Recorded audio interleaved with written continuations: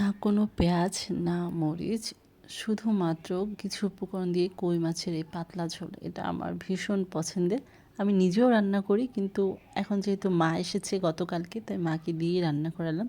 তো সকালবেলা ঘুম থেকে উঠে দেখি রুটি হচ্ছে, তো রুটি আর ভাজি নাস্তা করে দেন মাকে আজকে বলেইছিলাম গতকালকে রাতে যে কই মাছের পাতলা ঝোল খাবো কালো জিরা ফোড়ন দিয়ে।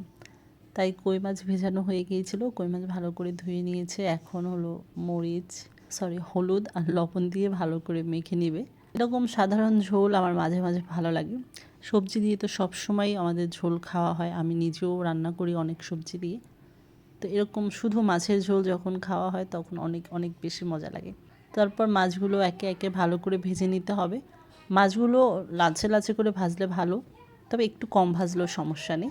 তবে রান্না হচ্ছিল আর বাইরে অনেক বৃষ্টি পড়তেছিল।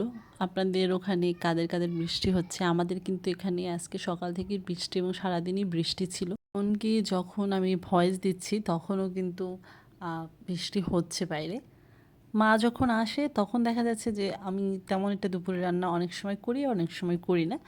মা এসেছে মাত্র একদিনের জন্য, তো তাকে অনেক লিস্ট ধরাই দিছি, কিন্তু সব তো আর পারবে না রান্না করতে। তো যতটুকু পারছে আর কি ততটুকু রান্না করে দিচ্ছে, কারণ আমি নিজেও একটানা এতদিন রান্না রান্না করে একদম সত্যি বিরক্তি। আমার কাছে আর রান্না করতে ভালো লাগছে না। তো আমার রান্না খেতে ইচ্ছে করতেছিল মায়ের হাতে, কিংবা অন্য যে কোনো কেউ রান্না করে যদি দিয়ে যেত তাহলে ভালো হতো, কিন্তু সেটা তো সম্ভব না। কোথাও বেড়াতে যেতে হবে, তো সেটাও যেতে পারবো না। তাই যখন মা এসেছে একদিনের জন্য, তাই সুযোগটা আর হাতছাড়া করিনি।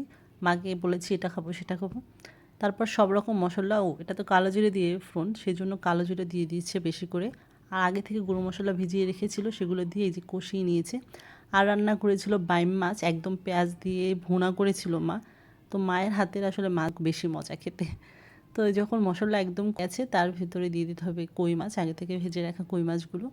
এর ভিতরে শুকনো মরিচ দেওয়া হয়েছে একদম সামান্য, যেটা আসলে না দিলেও চলতো। আর কাঁচামরিচ দিয়ে রান্না করা হচ্ছে। এই ঝোলটা এত এত এত বেশি মজার, তার বলার অপেক্ষা রাখে না। যেহেতু এখানে হলো কোনো তরকারি নেই, তাই ঝোল পাতলা ঝোল করবে, তাই জলও অত পরিমাণ বেশি দেয়নি। যখন ঝোলটা ফুটে উঠবে তার ভিতরে ধনেপাতা দিয়ে দিল। আর এটা হলো বিলেতি বা জানি না, বিলেতি ধনেপাতাই আর কি, সেটাই দিয়েছে, যার কারণে একটু আগে দিয়েছে যাতে সিদ্ধ হতে এবং ফ্লেভারটা সুন্দর করে বের হয়, ঝোলের সাথে মিশে যায়।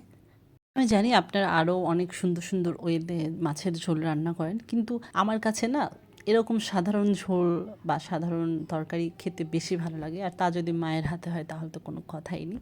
তো এই ছিল আজকে কই মাছের একটা পাতলা ঝোল কালো জিরে ফোড়ন দিয়ে তার একটা রান্না।